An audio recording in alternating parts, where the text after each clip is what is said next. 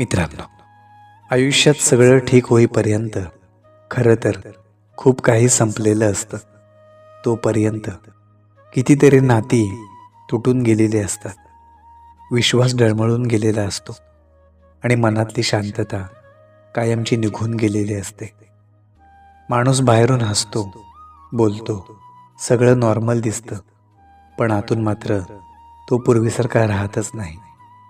ठीक होणं म्हणजे हरवलेलं परत मिळणं नसतं, तर त्या हरवण्याची सवय होणं असतं.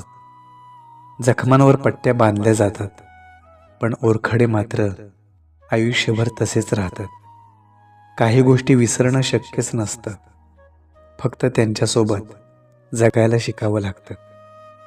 आयुष्य आपल्याला हे शिकवतं की ठीक होणं म्हणजे दुःख नाहीसं होणं नव्हे, तर दुःखाला आपल्या जगण्याचा भाग बनवणं असतं.